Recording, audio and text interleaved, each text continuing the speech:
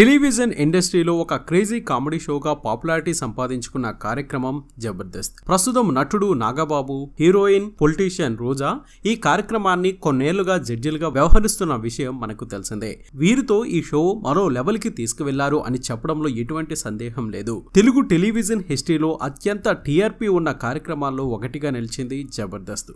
ఆ comedy show ద్వారా ఎంతో మంది కమెడియన్లు వెండితెరకు పరిచయం అయ్యారు. అయితే ఇప్పుడు ఈ కార్యక్రమానికి హోస్ట్ గా చేసేవారు కరువయ్యారు.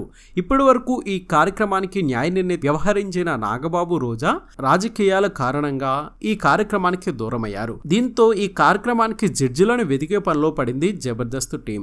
ఈ నేపథ్యంలో జబర్దస్త్ హోస్ట్ గా ఉండమని జయసుధను సంప్రదిస్తే అందుకు ఆమె నిరాకరించింది. నాగబాబు, రోజాను రీప్లేస్ చేసే ప్రాసెస్ లో జబర్దస్త్ నిర్వాహకులు సీనియర్ నటి జయసుధను సంప్రదించారట. కానీ ఆ ఆఫర్ను ఆమె సున్నితంగా తిరస్కరించినట్లు తెలుస్తోంది.